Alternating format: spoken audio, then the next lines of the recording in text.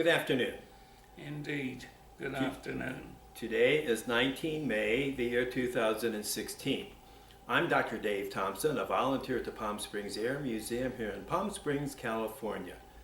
As part of the Veterans History Project of the Library of Congress in Washington, D.C., we conduct interviews of veterans and civilians who participated in our country's military conflicts, especially World War II. And today we have the honor and the privilege of hearing the story of Lance Corporal Angus Robson. Corporal Robson was a child growing up in London during the London Blitz during World War II. And he served in the Royal Engineers of the British Army basically during the Cold War. So we're going to talk to him about that and a lot of other things. Angus, really good to have you here. Thank you, Dave. Okay. Thank you, Harry. And Colonel, fellow volunteer, Colonel Harry Ziegler on my left. Okay, Angus, first of all, would you please state and spell your full name? It's Angus, A-N-G-U-S, Robson, R-O-B-S-O-N. And when were you born? October the 9th, 1936. 1930, making you how many years young now? I don't know, I'm older than dirt. Trying to think. 80 this October. 80 in October. Yeah. Okay. And where were you born? I was born in Beddington, County Surrey, England, which is a distant suburb of London. It's the south end of the city of London. Okay. Yeah. And your father, what was his name? James Robson. And what did he do? He was a sewage works manager. Okay. And have you traced his family back, his ancestors? Have they always been in England or what? No, far from that. I'm a little bit mixed up on this, but his family originated, Dave, in either the Orkney Islands or the Shetland Islands, north of Scotland. And I truly don't remember which. I think it was the Orkneys. He went back on occasion. I never accompanied him on any trip, but that's where the family originated. And his dad, what did he grow up in that same area to your grandfather? I'm not sure. I never met my paternal grandfather. I heard a lot about him. He was an engineer of some great talent and predominantly in the shipping industry. In those days, Britain was a massive shipbuilder, and that was his following. I know he was involved with the Queen Mary. I think Lusitania came up at some time in family conversation. But anyway, that was his background. And my father's background, when he was 14, he became a coal miner. That was about standard issue for kids in those days in that part of England. I think he was in the mines for about 8 years and got out of that, luckily. Yeah. Did you have any relatives in World War I? Yes, I did. My maternal grandfather, he served in it, I know that. He's the only one I can think of right now, Dave. Yeah. Okay. And your mother, what was her name and her maiden name? Sarah Florence. And her maiden name was Walker. Where did she grow up? North of England, County Durham. So you go from Durham to Northumberland to Scotland, so it's way up there. But that's her background. What did her father do? He was a colliery manager. A what? Colliery manager. Uh-huh. And I lived with, preceding things probably a bit for, but at the war's end, I lived with he and my grandmother when our house was lost. So okay. I was pretty close to him, but I have no recollection of my paternal grandparents. And how did your mom and dad meet? Do you know? I think living in the same village, for one. There was a space in their age, not a great one, but enough that would have, if I said they met at school, I don't think that would be accurate. So I think it would be social events, church. I'm sure that's where they met. But so they were kind of in the same area. That they Yeah, grew up. within a couple of miles. Oh, yeah. I see. Okay, all right. Now you're born in 1936, Yeah. which was momentous. September 9th, September 1st, 1939. 3 Yeah. years later was pretty. Now, obviously, you were too young to remember that. But Well, what, I'm going to did your parents surprise talk? you. Oh, okay. Because I've been writing my memoirs and I went back as far as I could remember. And my first memory, Dave, is going to an airport and seeing a big biplane. My father met a lady there, and that's all I recall. However, bringing that subject up with relatives, this is the story. My cousin Nora was in the employ of the British Embassy, and it was September 3 that Britain and France declared war on Germany, and she, and amongst other employees of British Embassy in Berlin, were expelled, and that was her who my father met, and it had to be Croydon Airport. And the plane that she came in on was a HP 42, Hanley Page 42. It was the biggest plane at that era. It was the first 4-engine plane the world ever saw. And do you know, I had a picture of the damn thing, and it's missing here. I'll get it to you though. Okay. But it was a monstrous plane for those days. I think it was a 42-seater, slow as hell, about 110 mile an hour, probably cruising speed. But anyway, we met that plane, and I vividly remember that plane and the occasion. And as I said, it was talking to relatives in later years that I was able to piece it together. Did your parents ever talk about, or your family, about leading up to World War II and what was going on in their minds, and did they think this was going to happen, or what? Yeah, they did. My father was ahead of the game. In 1936, we lived in Berrington, and our back garden at one time had been a chalk quarry. So if you can imagine it, Dave, you know, the house is up here. We came down steps adjacent to the cliff, and at the bottom was our garden. Well, in 1936, my father guessed, I suppose, he couldn't be certain, but he was right, that World War II was in the offing, and he built an elaborate shelter in that cliff face. When war was declared, the general public got a Morrison shelter. It was like a little bloody Nissen hut, came in pieces like a Lego set, and you put it up. Wasn't very substantial. My dad dug horizontally into the cliff. By bomb shelter standards, it was large and comfortable, and then he had an escape shaft. If the lower doors were blown in, we had this vertical shaft, a ladder that popped up level with the house. It was quite elaborate, but anyway, he did it 3 years before the war started, and he got a lot of derision from people. You know, what are you wasting your time doing that for, Jim? Well, when war was declared, people who didn't have a shelter were bloody glad to come in, according to my mother, and I think they would be. How was the ventilation in there? You know, it's a childhood memory, Dave. It was okay to me. You know, those tender years, everything's okay. So, yeah, I would have. I know he would have done a good job. I know he would. He was a good miner. Did you have any brothers and sisters? One sister. She was born 41. And what's her name? Glennis, Glennis.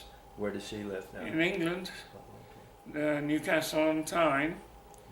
She lived in Australia with me for a period, and then she went back and married a bloke, and that was the end of it all. So she's in England. Okay. Now, okay. Well, let's go ahead and talk about growing up during World War II and some of your memories during that time. Well, my second recollection, as I pointed out, was the Hanley Page 42. But the second vivid recollection is the Heinkel 111. And during the Battle of Britain, my father never went underground to shelter. There was the best blood sport the world's ever had in the past 100 years up in the skies. And just about everybody was out looking at the dogfights. And they said the weather was really nice that summer. I mean, I think it good was. morning. Well, I vividly remember my father putting me on his shoulders, and the Heinkel 111 stood out from the crowd because it was twin-engined, obviously, and the cockpit was in the forward part of the fuselage, a very distinctive plane. And that's my second best recollection as a child, the Heinkel 111. And childhood years, you know, I mean, it was war, horrible thing, but it was a hell of a playground. Who else got to play in downed aircraft, bombed houses? You know, we had it all. Did you see any downed aircraft Yes, up close? yeah, I did. And I lived next to a bloke called Billy Whalen. Billy was about 14, and during the war years, I was, you know, just out of infancy, but Billy would use me as a bagman. And Billy could find downed aircraft quicker than the bloody police. And I do recall jumping into one plane. It had to be a Messerschmitt 109, and he always carried a crowbar, at least I carried it for him. I had the swag bag, and give me the crowbar, and he's up in the cockpit, and whack, whack, whack, and he pulls the instruments out. Take those. So I took them, and we went back. I'll never forget this, because we went back home with some real treasures. Wasn't often that you got stuff of that quality. And I thought, well, I hope the sod will give me one. He never did. He took all of it for himself. But Billy Whalen, yeah, I remember him well. He's a great modeler, and later years he founded a company that made model aircraft for the airlines. I remember when I was with Qantas, we got a shipment from Billy Whalen. So Yeah. it was pretty exciting. I mean, Was your father air raid warden or anything like that? no, he was in the Home Guard, which was worse than being in the British Army. When he joined the Home Guard, he was issued a broom pole as a weapon. Whoops. And, you know, Britain in 1928 brought about draconian gun laws. There was fear of civil unrest and an uprising much as major powers in Europe had seen. French, Russian, you can name it. And they took the guns away from everybody. Well, when World War II came about, they had nothing. Nothing. And the first, I have a copy of this at home, my gun collection, is a Remington. It'll be a Springfield rifle. I think it was a Springfield rifle 3006, because I remember, and I can look at the muzzle area on the one I've got at home. It had a big red band around it as a warning: don't put a 303 up the spout. Oh. Yeah. So it was a 303. So Yeah, he got issued that American weapon. Yeah. I mean, America saved Britain's bum when it came to weaponry, as you're well aware. And that was his first. I think eventually he got a Lee Enfield Mark IV. But in those days, at least they had a bullet. It was a joke, it really was. But the Home Guard filled a pretty good role. It's much like the National Guard, I think, in this country. I remember him telling us after the war about, he said he captured a downed German pilot. He didn't capture, and the bloke crashed. He had no option but to step out the plane. Yeah. And my dad spoke in German, told him, the war's over for you. We're going to the police station. The bloke was happy to follow him. It reminds me of Mrs. Miniver. You've seen that movie, Mrs. Miniver? Yes, yeah. I don't remember it much, but I've seen it. She sort of captured a German pilot, but he was injured and stuff like that, So that was really a good movie. I really liked that. And they had one of those shelters like you're talking about, that showed them singing in it, What did your family think about Winston Churchill? Oh, I think, during the war years they admired him, but at the end of the war, and I can't vouch for this, but the nation as a whole turned their back on him, as you know. I know. It's hard for us to understand over here. I think and most Americans look upon him like we do. Well, he was half American. I think that has a big factor in it. But he did make some horrible mistakes in World War II. And World War I, there was the Gallipoli incident. And Churchill never visited Australia or New Zealand. Never. They blamed him for Gallipoli. And they were probably right in that.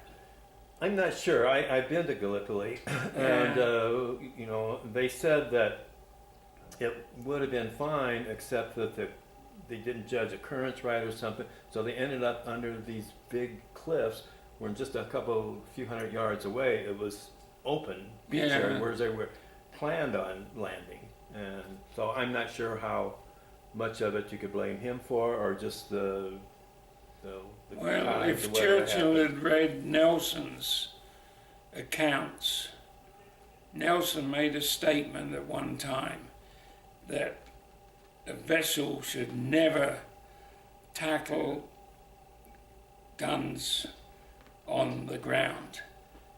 They're in a very stable position for aiming, and you're on in those days it was a sailboat, obviously, and rocking around all over the bloody place. And that was one thing that Churchill missed. I think if he'd read that, Gallipoli could have been a different story. But who knows? Right. Okay. Yeah. Now you mentioned, I think, your home. What happened to that? Well, in June of '44, my mother told me this in later years. She looked out the bedroom window and saw what she thought was a plane on fire. It wasn't. It was the first V1. And a lot of people even today refer to that aircraft as a V1 rocket. It wasn't a rocket. It was a pulse jet engine, a very noisy aircraft. A self-guided missile would be the correct term. And I do remember those well, because I was about 7 years of age at the time they came in, and the Germans were lobbing, occasionally 100 a day. That's a lot of bloody bombs. And they all fell in the southern part of the London area. So where we lived, we were a prime target. And I remember this vividly, Dave. You could hear these damn things at a great distance, and when the sound died, watch out, because that was when it was in its target area. I think you have a picture of one of them there. Oh, God, do I? Yes, I do. Yeah, the Messerschmitt there. Here's the V1. Mm-hmm. Had a 2,000-pound explosive device in the nose, and it was a pretty deadly weapon. you probably heard tales of British aircraft tipping the wing on this thing to bring it down. And they did that initially, as I understand, but they could achieve the same results with air turbulence by flying under an area of the wing. So they weren't damaging their own aircraft, obviously, but they dropped these things down. And I do remember the balloons that they hung around London with the wires dangling in the hopes that these things would hit them and drop, which I'm sure they did, but it was a deadly thing. I have a vivid recollection, Dave, as a kid. I was coming home from school and I heard this overhead, as did a gentleman walking alongside me, and then suddenly, no sound at all. And believe it or not, he picked me up and he put me in a garbage pail, a metal garbage pail with a firmly sealed lid. And the thing dropped and the blast rolled me some distance in this damn garbage pail. But I was okay, and I got out and I looked around. I was looking for the same gentleman, couldn't find him. And this occurred fairly close to our house at the time. So I went home and I told my mother about the incident. So she grabs me, she said, "We've got to go and look for that gentleman." We never did find him. But houses in that area were just flattened. And it was a deadly weapon, and then the V2 came after that was even worse. But I said to George, as we came in, we looked at the 88 in the parking lot there, and I have to hand it to the Germans for their inventive abilities. They came up with some wonderful ideas. They just came up with them too damn late. Did your house take any damage? Yes. Yeah. This is a bit of an exaggeration, but when we came out of our house in July 44, it wasn't flattened to the level that this is, but it looked like that house in the background, Dave. So it was uninhabitable, and well, tell me the circumstances. What happened? well, on our street, a V1 dropped. And it was the blast from that knocked our house for 6. So I do remember coming out to this mess. Where were you? Where was your family at the time? We were all together in the shelter. Oh, you were down in the shelter? Yeah, we were in the shelter, and then we came up. And that's what we had for a house. Well, no roof, no walls, no windows. Well, and what would prompt you to go into the shelter? I mean, you can't live in there all the time. Well, you get a warning. There were warning signals. And so you get warnings when V1s or V2s? Yeah, when any aircraft were around. And as I told you earlier, my father wouldn't miss a blood sport, nor would most of the blokes on the street. It was worth their risk of life standing up, watching hurricanes and Messerschmitts knock each other out the sky. But when the V1 came along, everybody ran for cover. And this was in 44? Yes, be July. Oh, okay. Yeah. It was a short-lived period because 45 the war was over, and they knocked out most of the bases in Peenemünde and northern France, as I know you're well aware. So, did you lose any of your neighbors? Any of them get hurt? No, that's something else that crossed my mind during those war years. I only lost one cousin in World War II. He was elder and in the military. But anyway, back to the house. When we came out, there was nothing. And I do remember vividly my mother crying. And she was crying because she lost her Dresden China collection. It wasn't a damned house gone. It was an irreplaceable collection of valuable Dresden China. I remember that so well. Anyway, the bottom line was within a matter of hours, Dave, everybody was rallied by volunteers, and it was determined that I would go and live with my grandmother in the north of England. So myself and other kids who were evacuated, I can remember it now, they put like a baggage label on you, where you were going, where the trains were ready to be changed, you know, station-wise, and so off I went to live with my grandmother. I stayed with her for 3 years. That happens a lot, I believe. I mean, I've seen movies, I've interviewed other folks that Yeah. went and lived.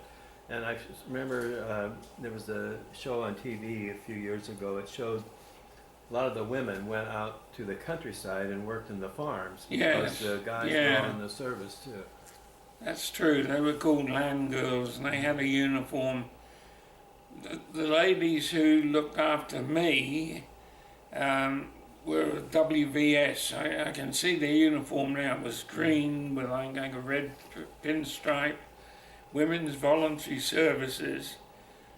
So I was shuttled off to the north of England. My mother and my sister, who was just a baby, they went to live with an aunt in Newcastle on Tyne, not too far from where my grandmother was. So I saw my mother those 3 years, probably every couple of weeks or so. But I enjoyed living with the grandmothers. She was easy to get along with. My mother never was. So it was kind of a 3-year holiday. And your dad was back in London? Yeah, he was one of the managers of a very big sewage works. And it was constantly being bombed. The Germans thought they were oil tanks. They weren't. They were sewage tanks. And it's quite possible that had they made some direct hits and the sewage was released, that would have been more detrimental than oil on the road. People getting sick and stuff. Yeah, indeed. But anyway, I vaguely remember he had an office there, obviously, and he brought in a bunk bed and a small cooker, and that's where he ended up in the war years. Now, those 3 years you were with your grandmother, did you go to school? Yes. Where did you go to school? Blaydon, which was at the bottom of the hill. How do you spell that? Blaydon. Blaydon, is that the Yeah. name of a town? Or? Yes, yeah. There's a famous folk song called Blaydon Races. You should listen to it sometime. And that was Blaydon. So I went there and I, on occasion, had the same teacher that my mother had. Really? Nasty buggers, most of them.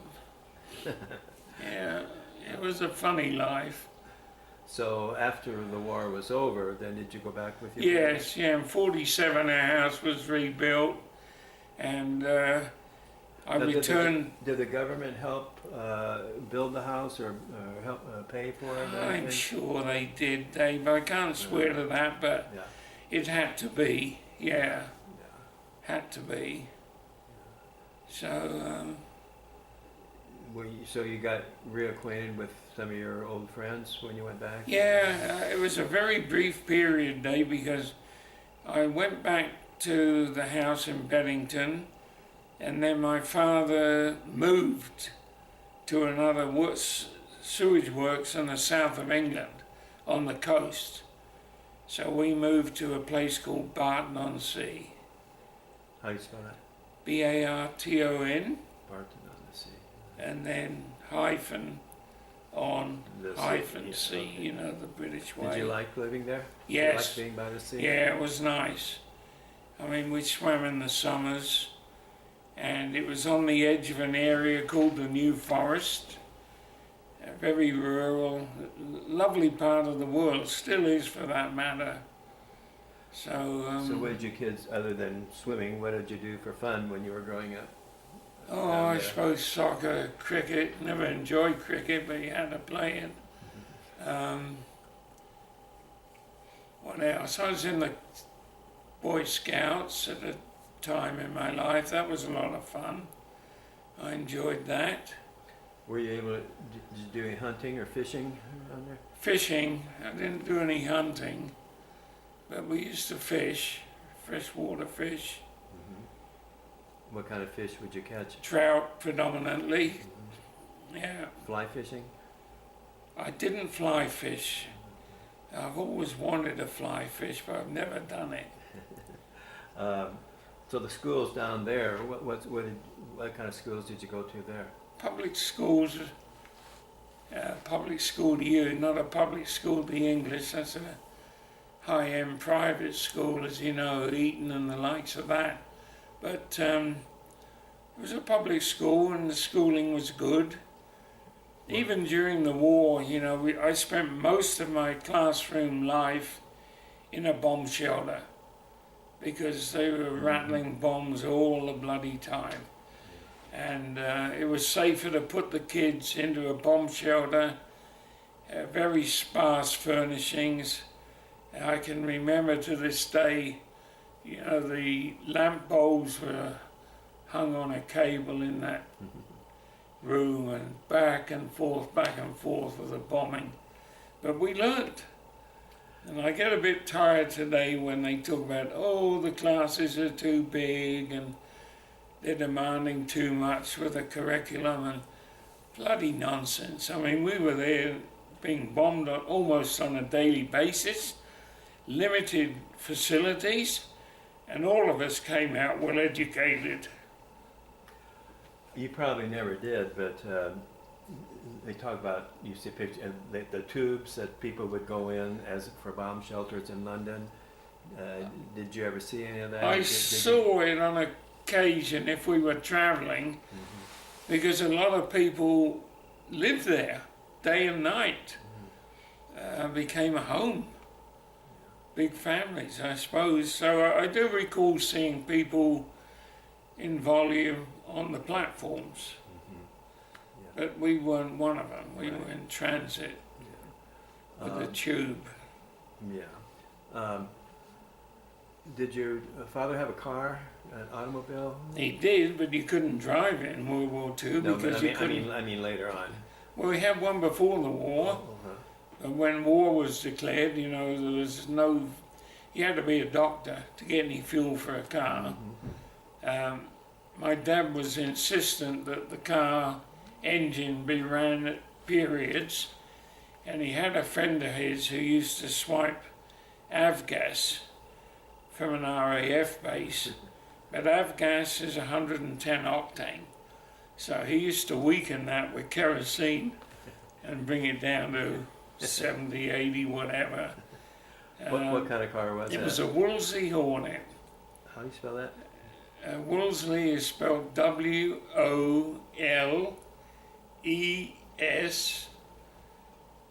Hang on, Wolseley, W-O-L-E-S-L-E-Y,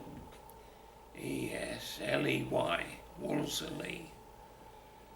They were a little bit on the upscale side. What color was that? It was black.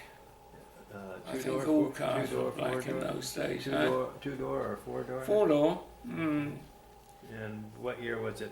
32, 1932. Wolseley, okay. It was... Did you ever drive it? No, we sold it when oh God, how old would I be? Probably 10 or 11. And anyway, it served us pretty well, but... What was the first car you drove? The first car I drove, I think, was a Austin A40. Do you remember those? They bought them here. Austin A40, A40. Oh, A4? Yeah. Austin. It's like an Austin Healey? Yeah, it's same Austin, but it didn't perform like a Healey. Eh? What year was that? I think 49. What color was that? Green. It was a pickup truck. Oh, okay. And my father acquired that predominantly for work. But that's what I learned to drive in. Did you ever get a car for yourself? Yes, I did. When I was stationed in Germany, I bought a 1949 Mercedes-Benz 170V, which was a continuation of the 39. It was a basic, crude design. It had a gravity feed fuel tank. I mean, it was just so backward. It was a side valve engine. Is that 2-door or 4-door? It was a 4-door. What color is that? Green. Dark I had green? it painted, so I had it painted British Racing Green. Racing green. What's funny about that? Yeah. Okay. And that 49 pickup, was that about the same color green? Yeah, not quite as dark. It was a green. Yeah, okay. Yeah. Okay, so your school years then, did you enjoy them or not? I mean, when you were older, when you were down there? Yes, I did. I went to a very good school. Classes were small, and the staff engaged very well with the pupils. It was a great school. It really was. I don't think. Was it close to your house? No, it was about a 2.5-mile bike ride. That's close enough. Yeah.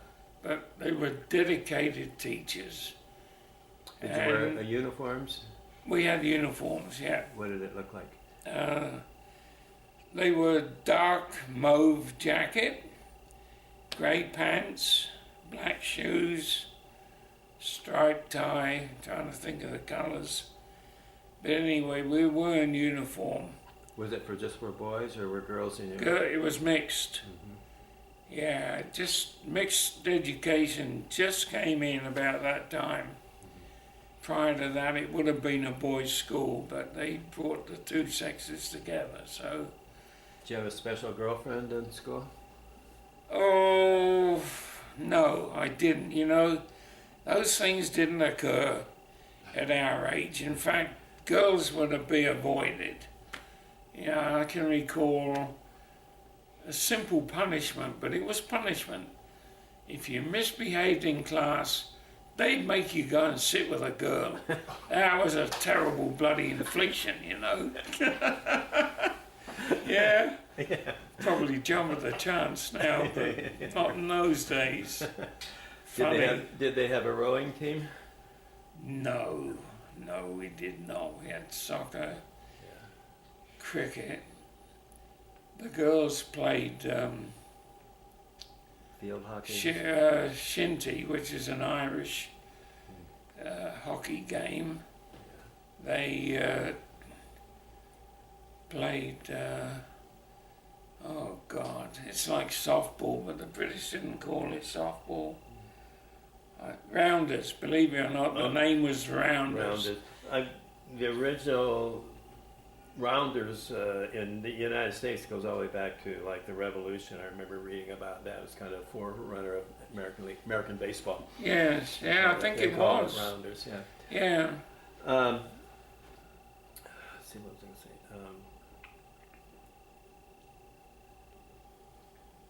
Dave, I was curious about what they ate. What kind of... Spam. Spam comes to mind. We ate that in 50 different varieties, Harry.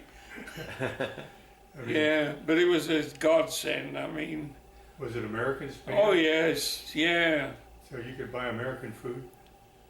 If you didn't get American food, you got nothing. I mean, truly, America saved Britain's bum in World War II, no question about it. And a lot of the foods were American, but Spam came up so often as a meal, you just couldn't forget it. Were you during the war? Were you close to an RAF base or an American base? No American base that I recall. And not even an RAF base that I could think.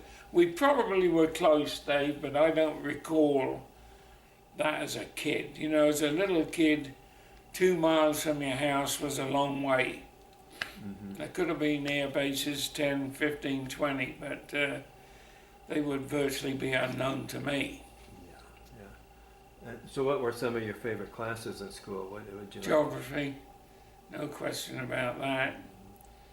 History I liked, English language, English literature. I hated math, still do.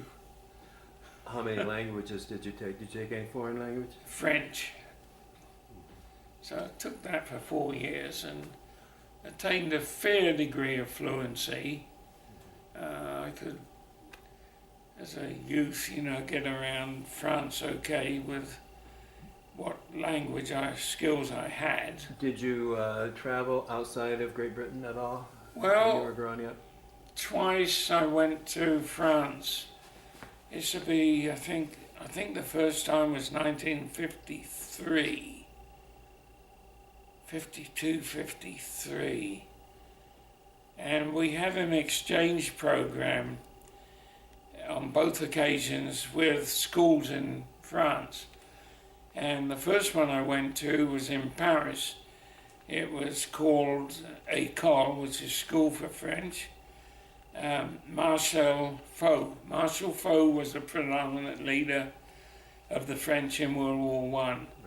Very old school. I mean, I can remember the ablutions. It was like a horse trough. You just stood up in line and reached for a faucet, washed yourself, and that was that. Everything was pretty crude. But it was a good school, and it was a good chance to practice French, and the food was really good compared to what we got in England. The French never bloody suffered. I swear to God, I never understood it. They were under the Nazi heel, at least half the country was, and they never had the draconian rationing that we had in Britain. British rationing only ceased in 1954, 9 years after the damn war was over. And I don't know what the reason was. People laugh at me for saying this, but I do believe it. I think there's a psyche in England, make life tough and they'll grow tougher. So the damn government, I think at every turn, if they could make life hard for you, they did. I can't think of a better explanation than that. Yeah, 54, the last thing that came off was confectionery. Chocolates, hard candy, and there was such a rush on those stores. I remember well the day that you didn't need a ration book. God, we were lucky to get anything, but then we stood outside the shop for 2 hours before it opened. But when I went to France, and as I told you, Paris was on one occasion, the other school I went to was in Haute-Savoie. It's the mountainous area of France, bordering Switzerland.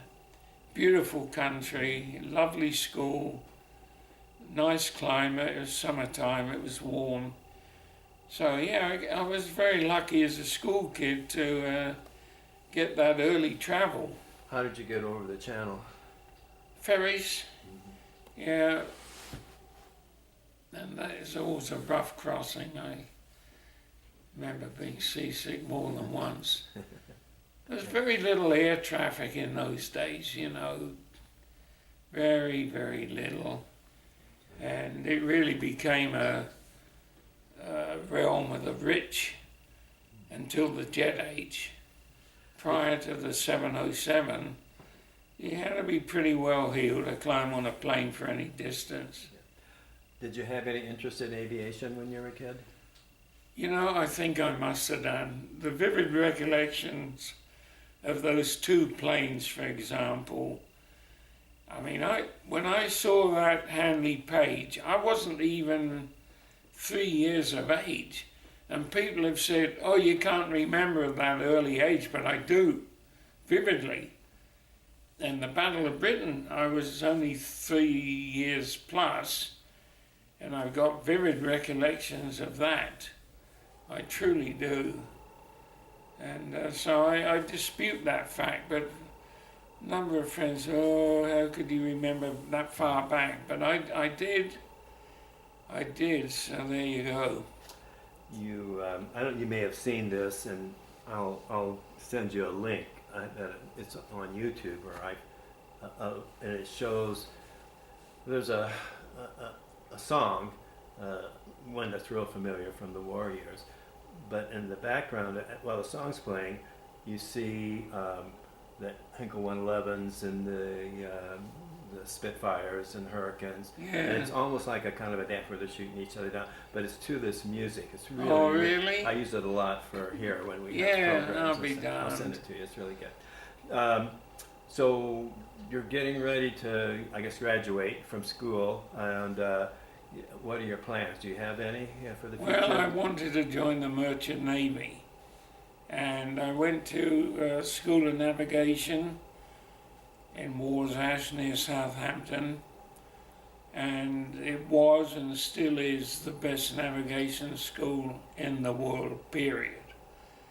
And I was lucky to get accepted there, and I spent a year there. Then I went to sea, discovered I didn't like it at sea, left, and was immediately eligible for conscription. So into the army I went. But the army was soft compared to Back when you mentioned Southampton, I think that's where really the build-up that the Americans had in '44 for the invasion. Correct? Yeah, I think they had the whole south coast covered pretty well. You're right, but Southampton would have been a port of embarkation. One of the things I was kind of interested in, you mentioned because of the bombed out buildings and things, you kids Yeah, had a little paradise for playing. it was. Yeah, what kind of things, would you have fun doing in those buildings? Well, I suppose going into homes where the families had departed, I'm sure they took their most valuable possessions, but there was always stuff left, So we'd monkey around with that. If I took it home, my mother would tell me to take it back straight away, which I did. We used to collect, during those war years, shrapnel, which is remnants of bullets and shells and the likes of that. And it became quite a hobby. There was very few toys available in World War II.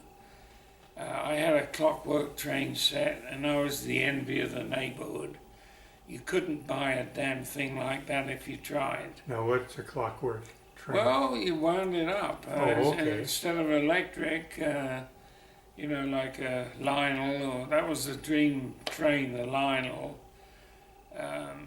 But it was, Occasionally they came on the market second hand, but they were snapped up like that.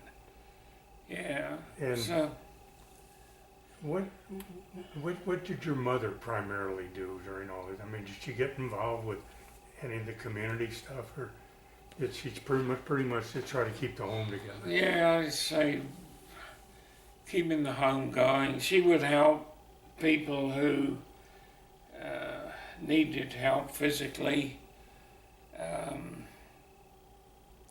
Run errands for them, clean the house. During the war years, everybody helped each other. There was, so I'm told, no class distinction. The rich and the bloody poor mingled together. But once the war was over, everybody went back to their position in life, which is a shame. Was there a church nearby that still was all together?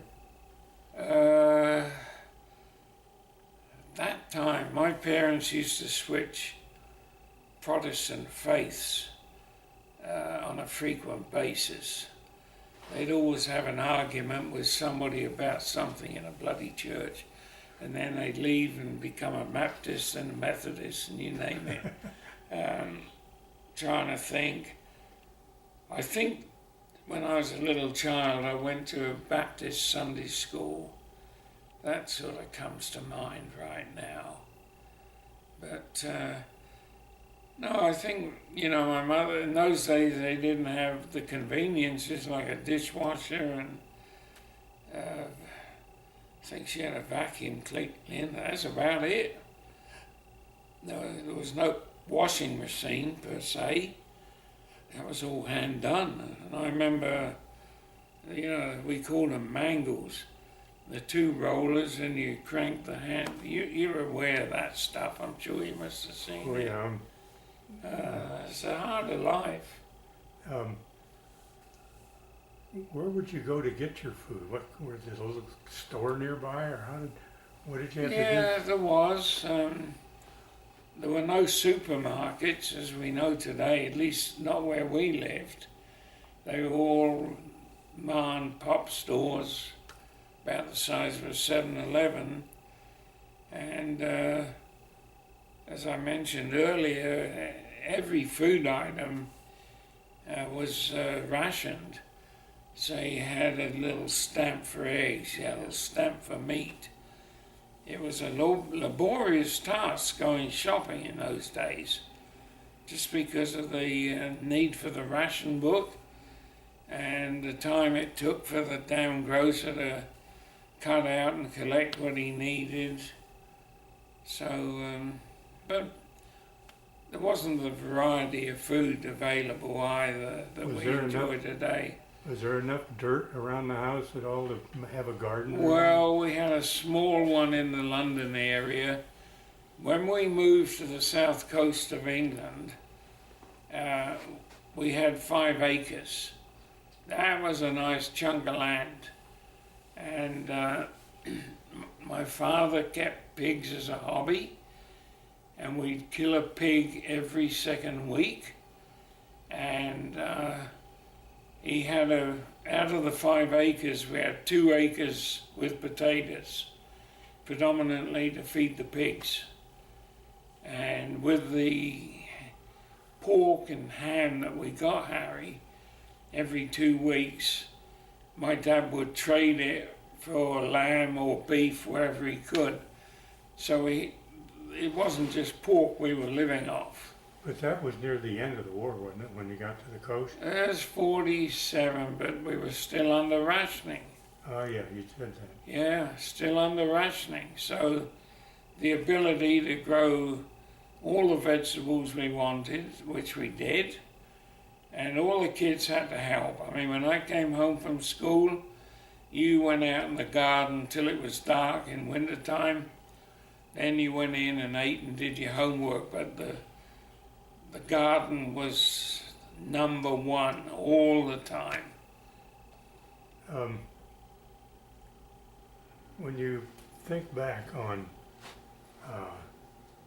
the times when you were seeing the air combat over and the contrails, and you said until the V2, V1s started showing up, Yeah. that was that was the entertainment of the day. It was the blood sport, that's what I call it.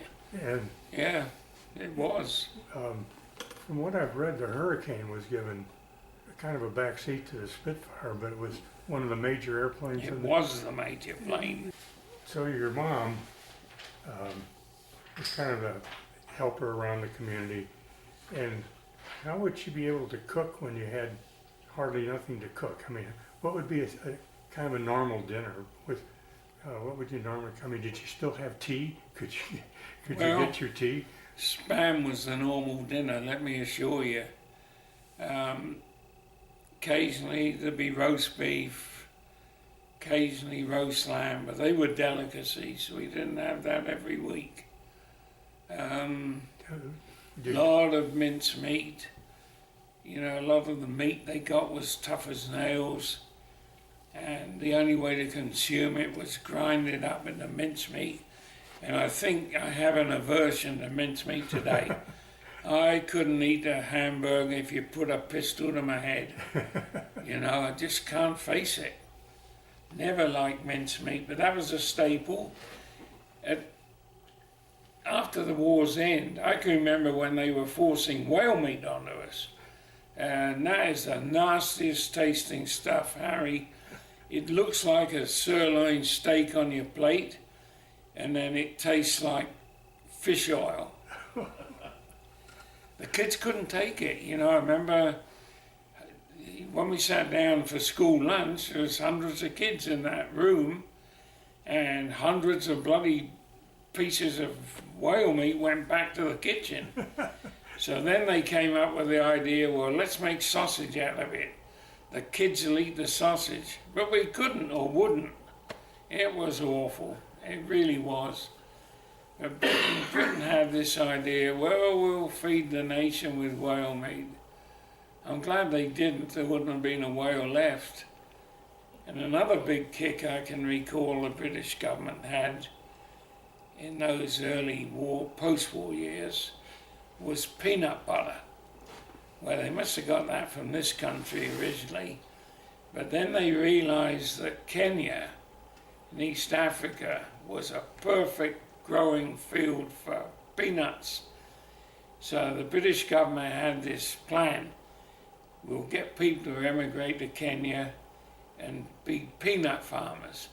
And our neighbours in the Bournemouth area, where we live in the south of England, I can remember 2 of them volunteered to go to Kenya to be peanut farmers.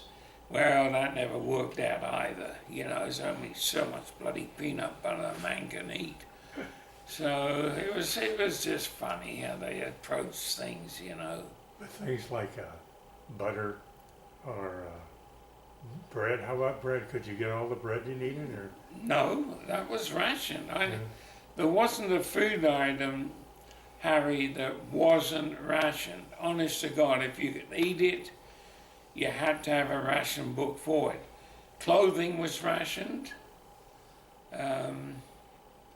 Now, everything, eh? was it something that other people would try to borrow without you knowing it?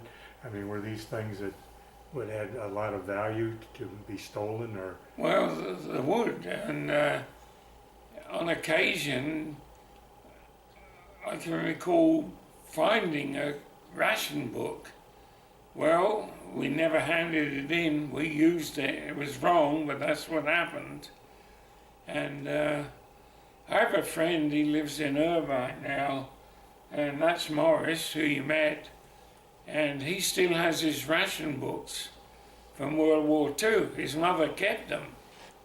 I wish we had ours on file, but we don't. We had them. I can remember going to the store with our ration book and, you know, taking it out for the meat and the bread, but I don't remember it being a problem eating. You know, I think we always had food, and maybe not exactly what you would want, but yeah, I'm sure America lived pretty well. The strange thing was, Harry, that the British public were healthier during those days of rationing than they are today. I bet the Americans are the same way. Yeah. I bet it would be comparable. Yeah, people were healthier. You weren't old enough when the war even ended in that period to have gone to school. So unless there was a kindergarten or something. No, at the end of the war I was 9 years of age, so I was well beyond kindergarten. Did you get any schooling at all during the war? Yes, yeah, I did. Before you went to your grandmother's? Yeah. And while you were there? Yeah, I went to school prior to... I suppose I went to school 1941. I may have gone to school when I was 4 years of age. A lot did. It depended on your birthday, Harry. But if I wasn't going to school at the age of 4, I sure as heck was at the age of 5. And war's end came at the age of 9. So I had 4 years of schooling during the war, and then we, lapsed back into peacetime. Now, was the school there? Did it ever get bombed where you had to... No, luckily... you always had a school to go to. At least, the school I went to in World War II, I don't think we ever had a strike. We may have lost glass in the windows, glass things, but no major structure. The school was there. Now, were the teachers, professional teachers you mentioned how good your teachers were when you went up to the north of England. Were they that quality? Can you remember No, they weren't as good there as what. When I was 11 years of age, I went to a secondary modern school, and rightly or wrongly, the future of British kids was known as the 11 plus exam. At the age of 11, you took a general exam. If you passed it, you went to a grammar school, which was the better school, reputedly, and the rest of you went to a lower level of schooling. But there was such a shortage of grammar schools when I attained the age of 11, although I failed the exam. I went to a school where they put you into the same curriculum as the one I would have had I gone to the grammar school. They recognized that a lot of kids were being denied that better education through factors beyond their control, and they made up for it by taking what I would say is the cream of the crop at the secondary modern school, putting them into a strata equal to the grammar school, but I think better because the teachers were more dedicated. I only say that because I had friends who went to Brockenhurst, the grammar school, and we would swap notes on our teachers, and it was quite evident that we at Ashley were getting better schooling than what those kids did. You know, and that's important. That little granddaughter now that's going to Cardiff, Yeah, the mother of my daughter spent almost every nickel she had to keep her in good schools. good for her, And yeah. it made a huge difference in how she developed. And Yeah, I couldn't help but think how poorly American kids are coming out of school now. sadly. Yeah. You know, I've been in this country 40 years. We had a restaurant for 20 odd years, and I can tell you at that industry level, we saw a decline in education. I mean, towards the end, you had to do a coin count with the applicant, which was nothing considered 10 years before, but the little shits couldn't bloody well make change.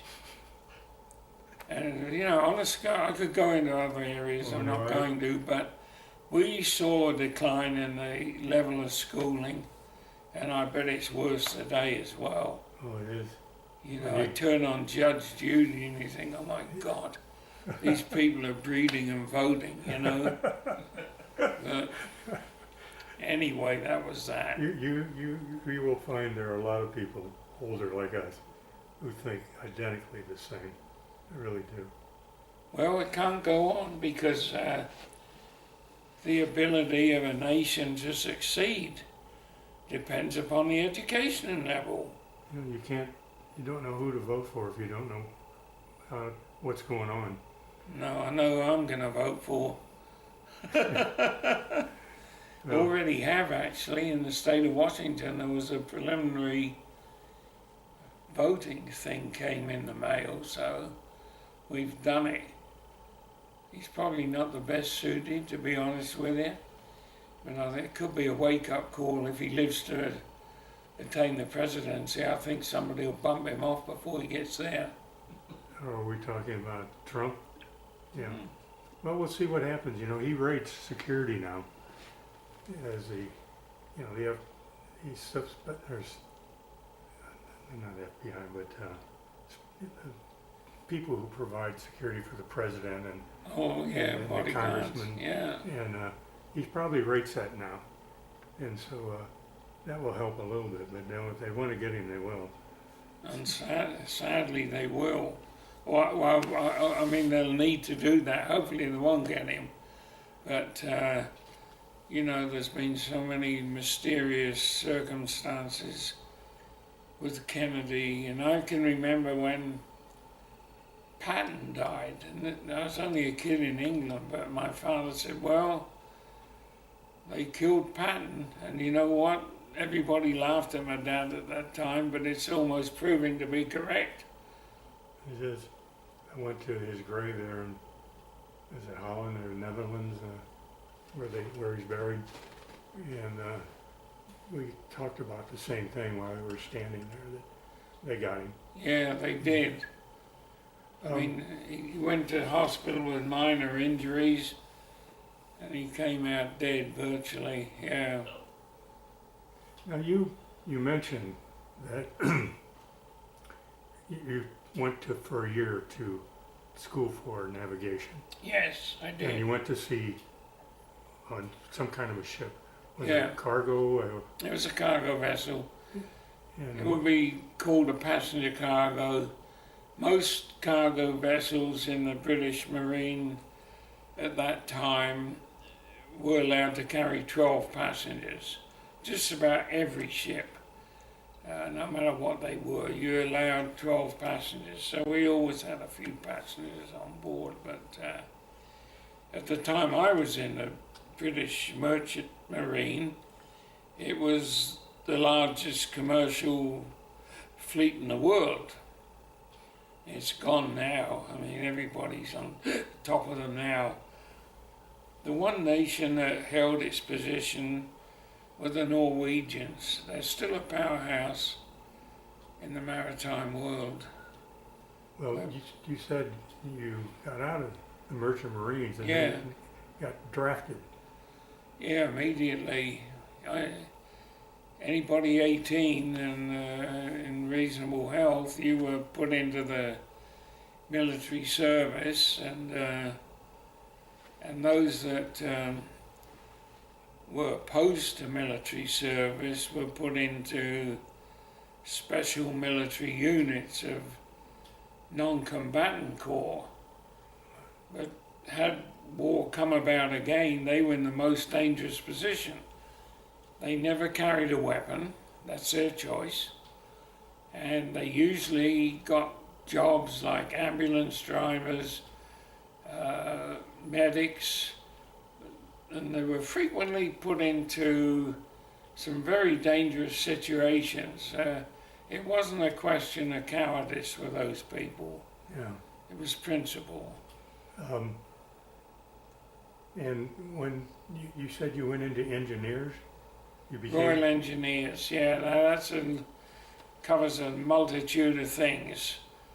And what I got into, Harry, was the simple term of movement control. And we were trained to run ports and airfields and railway stations. So if we went to occupied territory, we could leap in and fulfill the role of what the civilians had done. Now, could you repair things too? Like if the tracks were bad? Or No, this was strictly clerical. Okay, so you were administrators then. Yeah, we were. And in Germany, myself and a German civilian ran a railway station called Delmenhorst, and we ran it. Basically, the place ran for the British military, and we ran that railway station. And then when I went to Korea, I was mainly on the port of Incheon, running that with others. Now you said you were also at K-14 at the airport? Yeah. When I was based in Incheon, we had Northwest Orient Airlines used to fly into Kimpo. It was a long haul. You know, they would go LA, San Francisco, Seattle, Anchorage, over the top, and then all the way down to Korea and beyond. And there was a weekly service with a DC-4.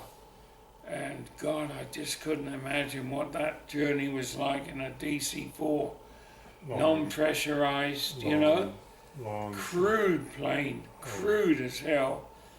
But after a period of time, we knew the flight attendants, and fresh milk was non-existent in the army in Korea. But I always remember the flight attendants would give me quart packages of Foremost. I think that I remember Foremost dairies more than anything. But anyway, it was a good life. The British always shipped their artisans for embassy repairs. They never hired locals. They were always British subjects, always well vetted, trustworthy obviously, and if they needed a plumber in the British Embassy in Seoul, he was flown out from England. If they wanted a bricklayer, he came out from England. And it was a good policy because if you recall, when the US Embassy was completed in Moscow, there were more bloody microphones in the walls and nails. Yeah. Remember that? Oh, yeah. And the reason was the silly buggers hired Russians to build it. Yeah, they never lived in it. They moved. They built their own later. I hope they did. I mean, it's a terrible error. It would never happen in a British embassy. Just could never have happened. But you know, the English, everywhere they went, were the very, very best at running the government, the railroads, the administration, all that. That was their thing. In India, in South Africa, everywhere they went. I think they were good colonists, They were. better than the French and the Dutch. Well, when they left, things went apart. You know, it was never To the a same. point, but you know, in India they still conduct parliament in English. Yeah. Their railroad system is a pretty good one, and the British put that in. Did you get to travel Korea at all, or were you pretty much stuck out there in Incheon and Seoul? I didn't get any further than Incheon, and so went up to the 38th parallel a few times, but not beyond that, Harry. No, that was the extent. And is it common then to be in a place for X number of years or months, and then automatically you go somewhere else? I mean, what causes you to get moved to a new? Well, first thing would be do something wrong. That got you out in a hurry. Other than that, promotions could get one out. And I think generally they tried to move people around a bit, which was good. So, When you say promotions, you know, like a military, you can be a captain and a major. yeah. How in the civilian promotion, Oh, what would you? I don't know about that. All I know is, you know, the military side of moving around. I mean, I was in Germany. I mean, I saw the world through the military to a point. Then I went to Korea. When we went to Korea, it was October 1956, and that was a Suez crisis, if you recall. Yeah. It was to us. France and Britain were going to take the Suez Canal back from the Egyptians. And I was en route to Korea in a troop ship. Now, British troop ships were not like American troop ships. They were commandeered passenger vessels, and some of them were extremely comfortable. And so I was on the British India Line, Navassa, and we left to go to Korea. And the Suez Canal had been occupied by that time, so we were going to go the long way around, west coast of Africa, Dhaka to refuel, Durban, over to Ceylon, that's Sri Lanka, Singapore, Hong Kong, Kobe, Japan, and across. But when we were at sea for a day, they changed our mission. We were going to invade Egypt. So here's 1,000 blokes on a bloody vessel. All of a sudden, we had to do physical exercise to the extreme. Balloons were thrown over the stern of the vessel, and you took your turn popping them with a 303. However, we got halfway through the Mediterranean, and our ship turned around 180 degrees in the night. And I woke up facing west instead of east, and the brigadier on board said, I'll make an announcement, Robson, about that. And he did, but he didn't tell us why. And the feeling was that America had stopped the invasion, which was true, but indirectly so. And you know what amazes me? I just watched on TV a program about the Eisenhower period and the Suez Canal problems, and they still never came up with a real reason. Now, when we had the restaurant, I had a noted historian as a customer, Ed Kamai, and his subject matter was the Eisenhower period. And he would come back from DC with boxes of bloody documents, peruse them. And I remember once I said, you know, have you got October 56 on file, Ed? Yeah, I've got that. They was declassified papers. And I looked at that October file and found out that the Russian ambassador had knocked on the White House door and said, Ike, if you don't stop the Brits and the French, we're going to send 250,000 military personnel into the Middle East. And that's why it all got changed around. But there was never any mention of the Russians.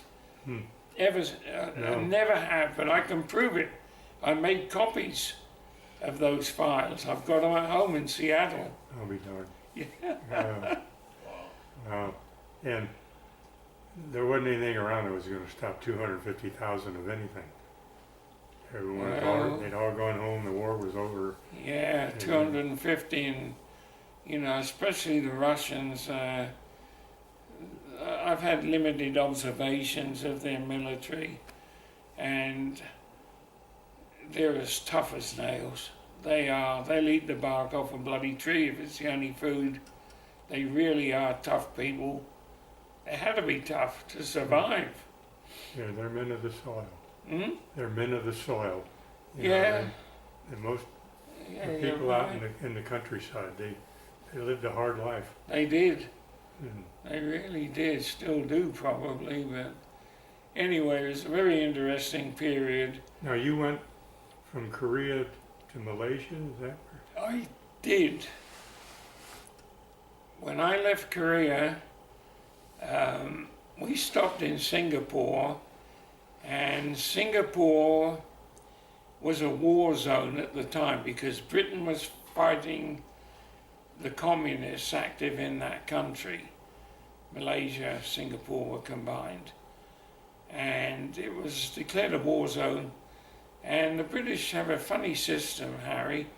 If any troop member spent 72 hours in that war zone, it could be in transit, which it was, pardon me, for me.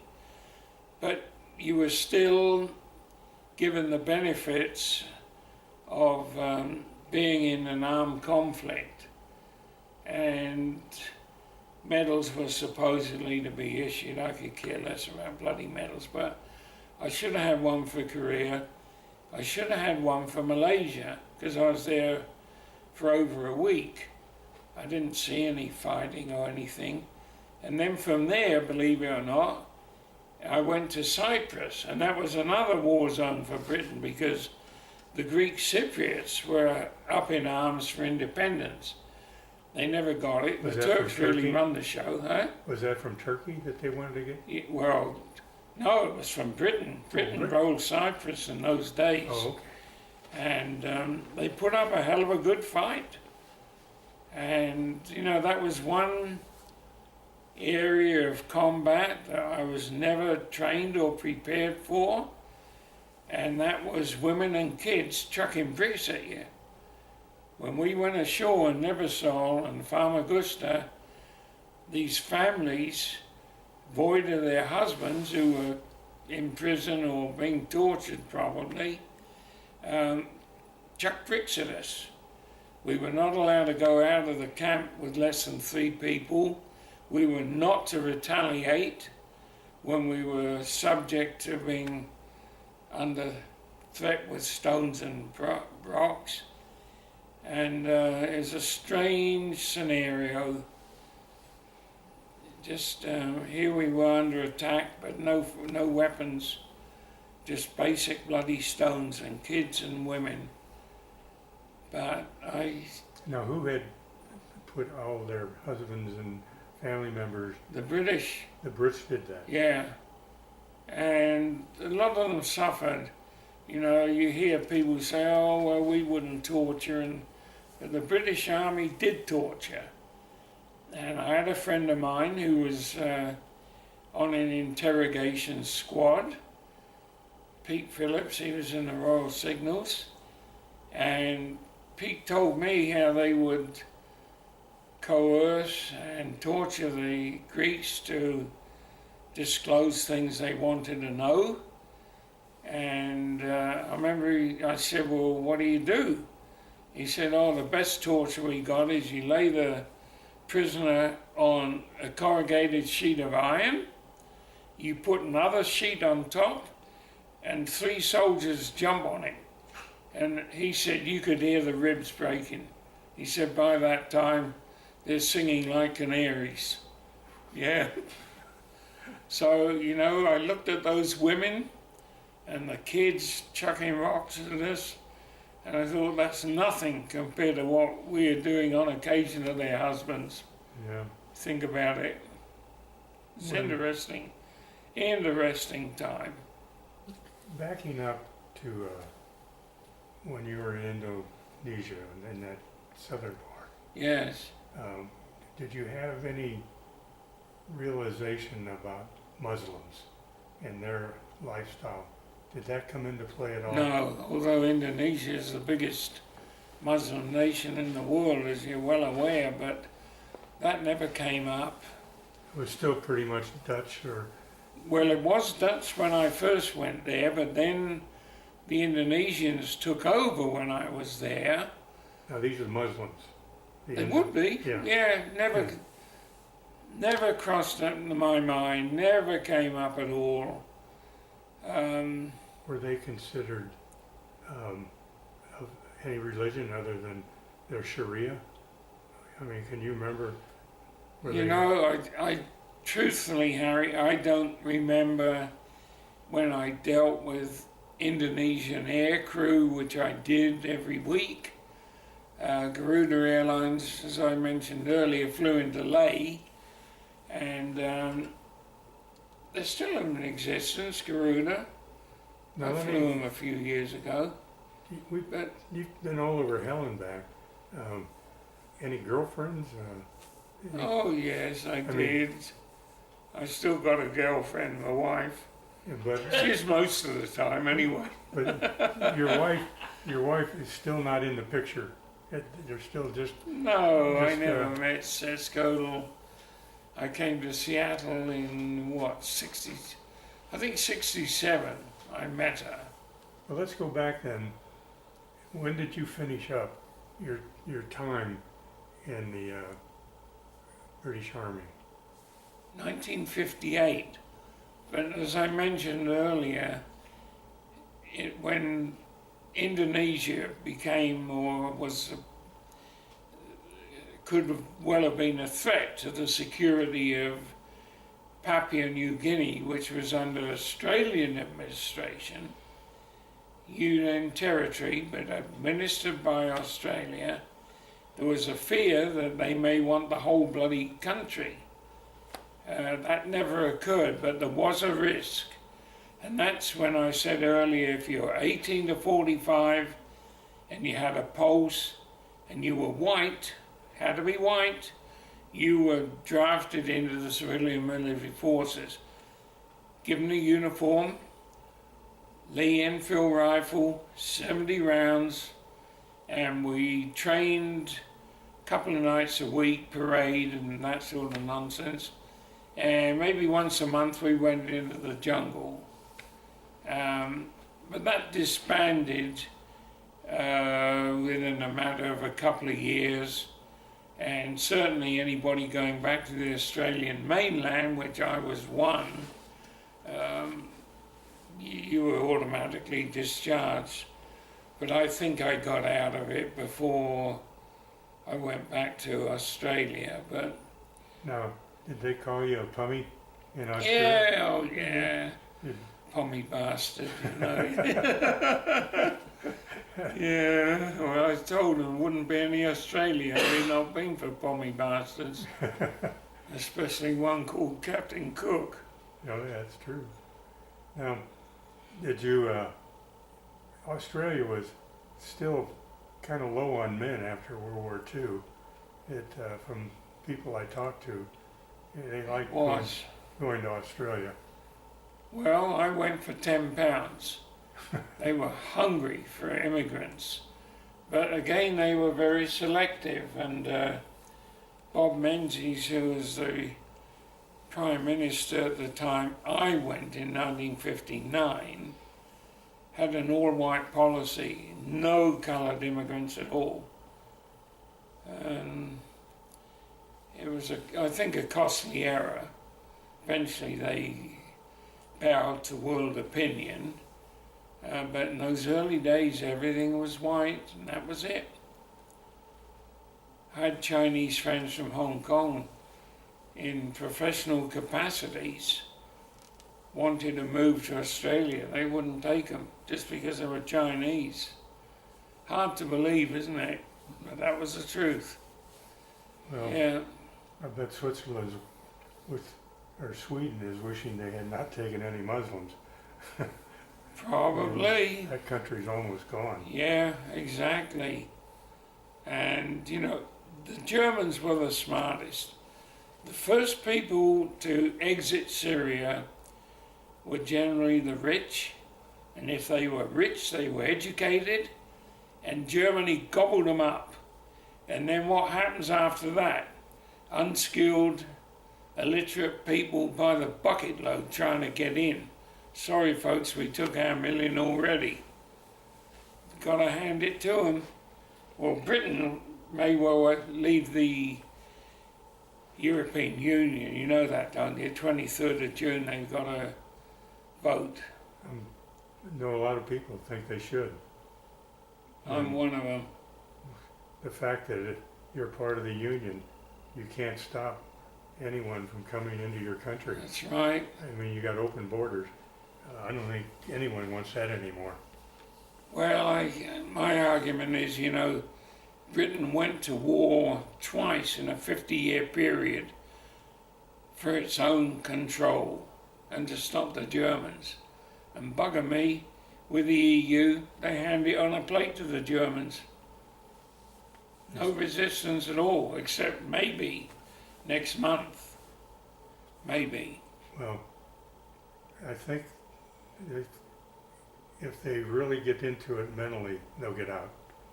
You know, if they think I about hope it real so. hard, they'll get But out. younger people are so bloody liberal, so I'm told. It's almost an age barrier. Those over 30 want to exit, those under 30 want to stay.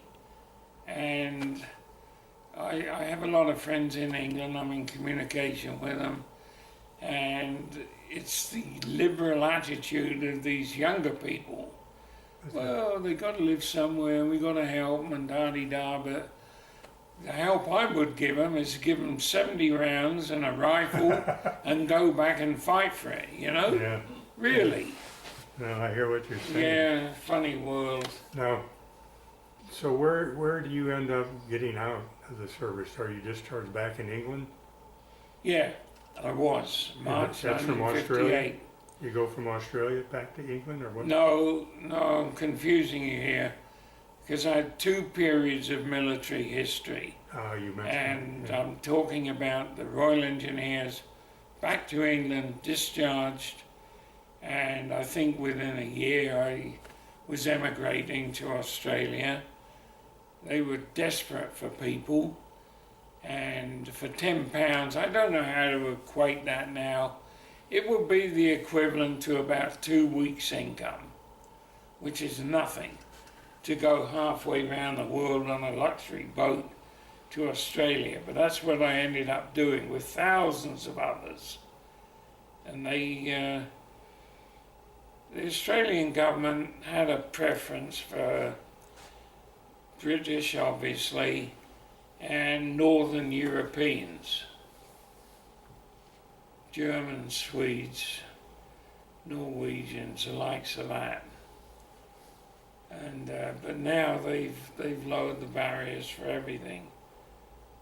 So I don't know. The population's doubled in that time frame, but they'd still be at high risk if they were ever invaded. I mean, it's such a huge. You know, the Battle of the empty. Coral Sea is still celebrated in Australia like we celebrate the 4th of July. Yeah. Because if we hadn't stopped the Japs at the Coral Sea, No, they would have invaded Darwin and gone I right in think there. so. I think you're in right. Australia. So that was, it's interesting, friends of mine who were on the Lexington that sank there were, and still, if they go down, everything's free. I mean, they put them up, they vet them, they do everything, and then they're just heroes to the Aussies. Well, America saved Australia, there's no question about it. And there was a bit of a hue and a ha, you know, in World War II when Churchill had Australian troops in North Africa, and the need for them in Australia was greater. And we Menzies at the time got the Australian troops out of North Africa. And I know Churchill didn't like that, but you got to look after yourself first, and they did. So you're right, but Australia certainly was saved by America, no question. My brother-in-law spent 9 months in New Zealand training to go to Tarawa. Oh, did he? Yeah, with the 2nd Marines. And, right down in the southern tip, they had a camp there. And it was 2nd Marine Division. And after 9 months there, they landed at Tarawa, Saipan, Tinian, Okinawa. Jeez. Made all 4 of those landings. He was paralyzed in his right arm, right leg from an artillery round, but Gosh. had 5 kids with my sister. I have a lot of respect for the British military. You know, when I was in college, Command and Staff College, we had a British instructor. Bevan was his name, and I mean, he was sharp. Everything, creases and swagger stick. I mean, he was a picture-perfect Brit. And one of the instructors there. Lovely. Yeah, I'll never forget him. He was such a good guy. Well, I'm hopeful when I get back to Seattle. Diane asked if I would send a military picture, and the one I want to send, if I can find it, is myself in tropical British uniform in Aden. And is that with the knee socks and the short pants? And we had a bush jacket, belted, short sleeves like this, short pants, and below that were hose tops. The hose tops looked like socks, but had no feet in them.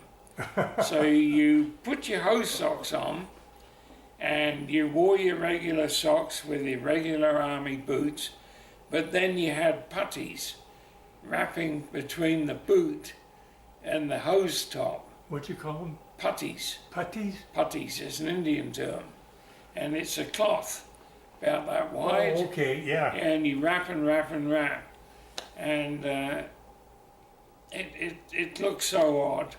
That's the one I want to send. And that was one thing about the British Army, I have to say, because I served with the US 8th Army in Korea, and we were always the best clad of any army I've ever seen. Tropical uniforms were good for the tropics. When I was in Korea, we had the best winter gear of anybody. and you dare not leave your parka hanging in the PX or USO club, because the damn thing would have been pinched by the time you got out. And we had the best of gear, Harry. In 1953, Britain conducted the first overland expedition of Antarctica. They did it with motorized vehicles, and the clothing that was designed for that expedition evolved into British Army winter gear. It was brilliantly designed, brilliant. And as I said, you know, it was liable to theft all the time, especially the parka. But we had special boots with huge mesh insoles. They were called cold wet weather boots, and the British called them cobbly wobblies. But everything that we got, equipment-wise and clothing-wise, was second to none. The wages weren't, but the clothing was. Interesting times. So what did you do when you immigrated to Australia, and what kind of job did you have? First job I had was with a wireless company, clerical job. I hated it, but it paid. And then I worked for Nestle briefly in sales. What town are you in now? Sydney. Okay. Yeah, and then I joined Qantas, and eventually that became TAA, Trans-Australia Airlines, or part of it did. So I was with them 6 years, and I came to the States. From Australia? Yeah, from Australia. I came on vacation and never went back.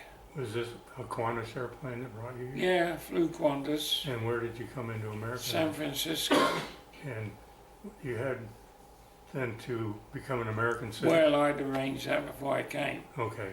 Yeah, I applied at the US Embassy in Canberra, where I was stationed at the time, for paperwork. You had to go through a few things, medical, financially secure, not a prostitute, not a communist, you know, it went on and on, but I had everything in order when I came. So when you got to San Francisco, did you have a job? No, I didn't. No, I mean, that's the thing when you emigrate. For most people, you got to be prepared to be homeless. You got to be prepared to be friendless, and you got to be prepared, jobless. The three things that you need for sustenance, you don't have. And it's a deterrent to a lot of people. My nephew's been talking for 20 bloody years about emigrating to Canada. He never has, never will. He just doesn't have the guts to do it, in my opinion. But anyway, you make friends and you find somewhere to live and you find a job. It all falls into place. So did you then go to work in San Francisco? I worked in Sacramento at a car dealership. Okay. Volkswagen dealership. Did you speak a little German? A bit more then than now, but I didn't need it. Everybody on the books was American in this Sacramento thing. And what did I do after that? Oh, I worked for an Irish bricklayer in Seattle. That's how I came to Seattle. Larry was on the same plane as me going to London, and he told me he had a business, Irish stone masons. And he was a good stone cutter and he was a good bricklayer. And I'd done a little of that in my youth. And he said, well, if you ever need a job, come to Seattle. And I did. I knocked on his door 10 o'clock at night, and he wasn't home, but his wife was, and I told her about me. Oh yeah, Larry talked about you, come on in, and put me on the couch that night. And 6 o'clock the next day, the bunk is cooked rather. Larry said, get my boots on and we're off to work. So he had the weirdest feet, so I'm walking like this all bloody day. And I worked on the Safeway warehouse in Bellevue, Washington. It's still there. Still there. Of course, Yeah. I laid that brick and I laid that. Well, I could look at some of the warehouses and recall working on the walls. And I worked with him till, I don't know, October. And he said, well, we don't have much work in winter, better get another job. So I joined Carnation Company. What was the name? Carnation. Carnation. You know, the okay. milk. Yeah. And I was in Seattle and I moved to Portland. That's where I met George. George and I had a lapse of 43 years from seeing each other. I'll tell him the story, is it okay? Sure. Yeah. So we were invited, was it 2 years ago? Uh-huh. To a Thanksgiving dinner. And there was a group of people at the table. And a neighbor who took me to the dinner introduced me, and this voice at the far end of the table said, I used to work for an Angus Robson.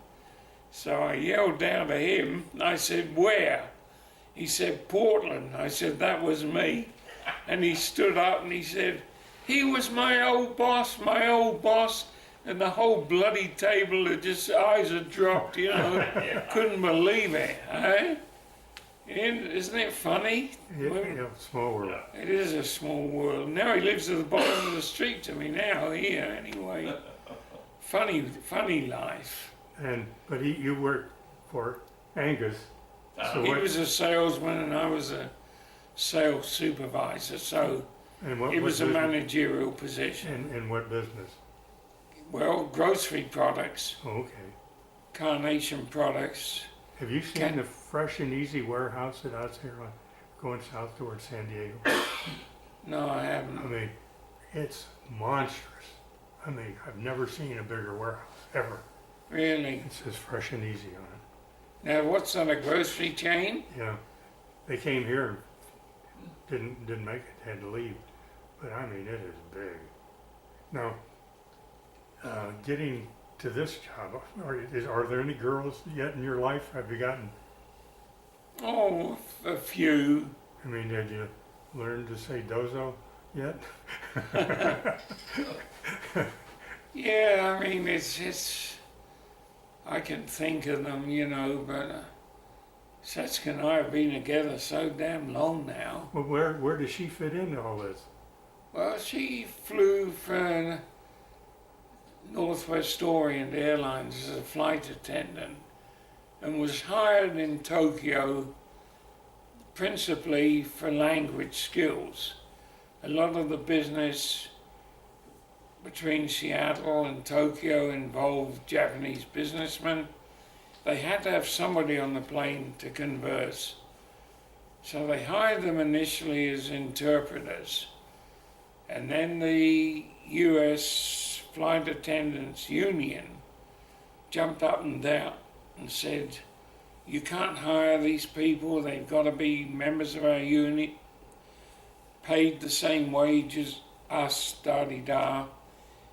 So eventually, from being an interpreter, Harry, she became a flight attendant and everything went well. So you flew on the airplane one time with her or something? I've never flown with her. She wouldn't allow it. She wouldn't. He knows her well enough. She just wouldn't. All my other friends, oh yeah, you know, I flew with my wife and it was nice to see her on the plane. I never got that opportunity. So she's a funny girl. you met her coming in and out of Seattle? I was in an apartment complex in Seattle.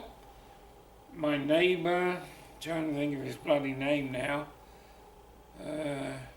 forget, but anyway, he hammered on my apartment door and said, I need a companion to go to this dinner to these Japanese girls.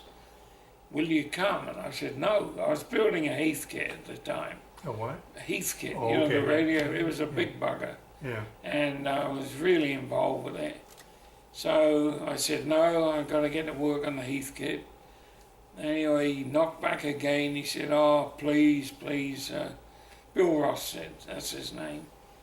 Yeah, Bill was a good bloke. I said, okay, I'll go with you. And that's where I met my wife. She fell in love with me instantly and wouldn't let go. Yeah, well, we've been good friends and had some lovely times together.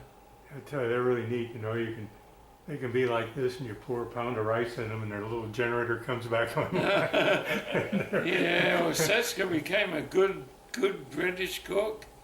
There's nothing in a British cookbook she can't cook. No. My mother taught her to some extent, but she taught herself mainly. So what year are we talking, Angus? 67 I met her. 67. And we were married in 71 in Tokyo. So she was flying for 4 years in and out. She flew after that. She flew actually, I think, 35 years. She flew with A&A prior to joining Northwest Orient. That's all Nippon Airways. Are you familiar with them? Mm-hmm. They're quite a powerhouse now. And she flew with them and she jumped to Northwest just to get to America. Didn't intend to stay here, but she did.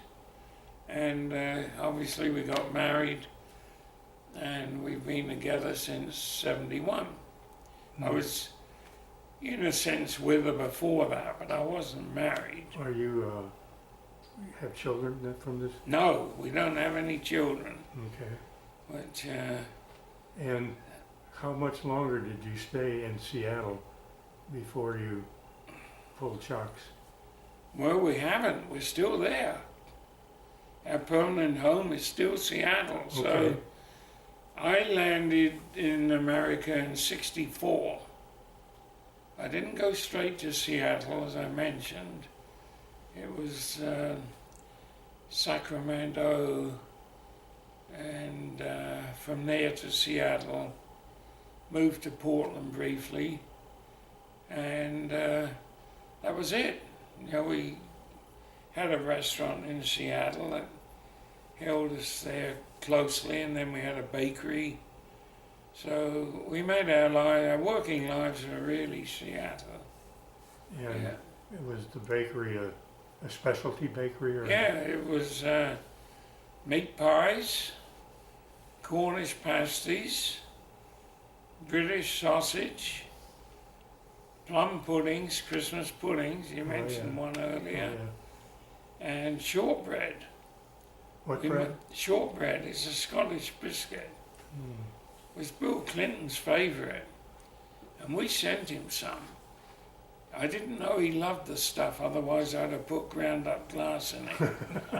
But I have a letter here, I've got to show it to you, from Clinton's office, thanking me for the shortbread. Yeah. Now, how did you get interested in having a place here to come to?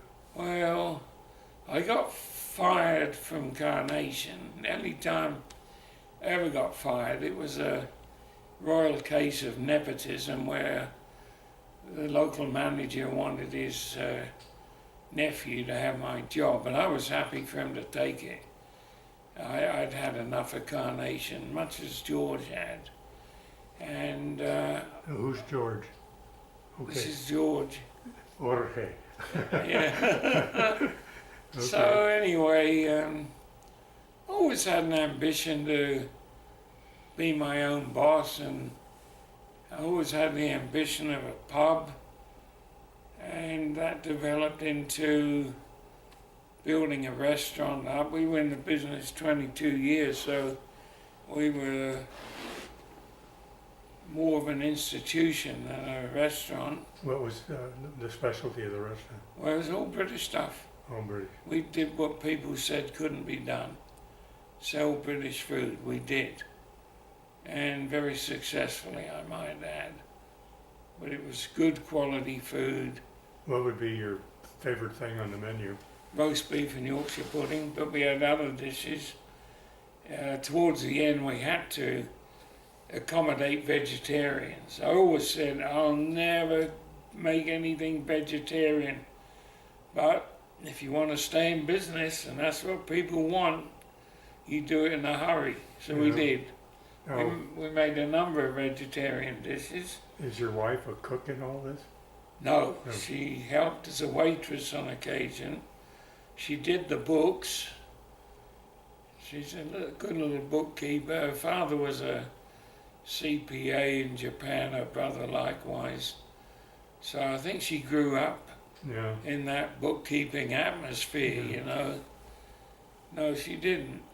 But my mother came. I was in partnership with a bloke who had a restaurant, but he was clueless. And it was lucky for me that he got pleurisy. And 3 weeks after we opened the doors, I never saw him again. He didn't die, but he was seriously ill. And while he was ill, he said, "Do you want to buy my share, Angus?" And I said, "Depends upon how much you want." And he was very favourable with his requests for his input. And I paid him off. And I brought my mother out from England, who was a professional cook, and she got the place going. Had it not been for my mother, we would never have succeeded. Now, is your dad still alive? No, he wasn't at At the that time, it's just your mother's on her own then. Yeah, And you had she- a sister? Yes, I And did. Where was she in all this? Well, she was in England all the time. Was she by herself or with a husband or Yeah, kids? she eventually married Mhm. and had 2 adopted kids. Okay. But my mother had been taught as a cook in the Queen Mother who just died in England. My mother was in that household as a cook when she was a young girl. With the Queen Mother? The Queen Mother was upstairs, she was downstairs. I'll be damned. Yeah, but she learned to cook. I mean, in those days, a cook had to be able to kill an animal and slaughter it, and you know, it was from the ground up. So my mother was very, very competent and knew recipes for the back of her hand. How old is she when she comes here? Gosh, that was 19. I mean, probably late 60s. Okay. Yeah, and she worked there right through in her 70s because of the companionship. You know, either she stayed at home alone or come to the restaurant, and she got to know a lot of people, customers. So she would wander in every day with us, and if we needed her help, she was willing to. But I really brought her along for her own pleasure and benefit. Well, I bet that was nice having that family together. Yeah, it was, you know, and she used to come every year for about 6 months. And the immigration officer, one of them at SeaTac Airport, his name was Robson. So as soon as my mother came through, "Oh, tell me about yourself and the Robson family and da-dee-da." And I think after about 6 encounters with him, he said, "Do you know what? We're not going to mess with this visa stuff anymore." So he gave her a permanent residence thing. She never had to show a visa again. Isn't that neat? Yeah, You know, the name Angus yeah. is not a popular name. It is in parts of Scotland, but you're right. In new numbers, it wouldn't be. Well, but I have a friend out in Sun City Yes. who's named Angus. Oh, is he? Yeah. And the last interview I did, this family had a restaurant. They just spent $15,000 remodeling. It was a corner pub. You know, all the kids came there, the families, they ate there. Yeah. They're out fishing and they get a call saying your restaurant's on fire. Oh, God. And they get back to shore, gone. That was the end of their, Really? Yeah. Where was this in now? Pennsylvania up on the shore somewhere. Good Lord. Yeah. Oh, dear. And they were funny because they all had good jobs again, you know. And were making plenty of money, but I'll be damned. So when you mentioned Angus, Yeah, what was his last name? you know, I got to look on it because he's right at Sun City. He was in charge of the veterans group there. Oh, And what the hell was Angus? I did his interview. He was a helicopter pilot in Vietnam. But anyway, so you're totally retired now? yes, yeah, I am. Yeah, I really don't have any active hobbies. Yeah, I just don't anymore. I'd like to travel a bit more, but you know, I have mobility issues, and we have to consider if I can get myself together by September of this year, I'd like to take a last trip to Britain and just see some old sites, and that'll be nice. With your ears, now I've had ear problems on occasion. The way they always cured mine, when you wake up, does the room kind of go around and you get that? No, it's when I get on my feet, and after I've moved around a bit, I just am unsteady. I'm always reaching. I reach for George now, but I think it's to do with the inner ear. That's and what the my wife hairs. was. Yeah. The guy took my head, and he said, I was sitting on a bench, and he pulled me back real quick, and he did it a couple of times, and he said he could see my eyeballs going around, and he knew exactly, each one of those little hairs in your ear has like a little crystal on the top of it. That's right. And they break off and go down into the bottom of the ear, and I would wake up in the morning, and the room would go around, and that guy just moved my head up and down 2 or 3 times. He said, you're going to be a little nauseated for a couple of days. I was. Gone. Really? It was all inner ear. So, Well, I've been doing Epley exercises, which is thawing yourself this way for a minute, upright, back this way. I did that in bed.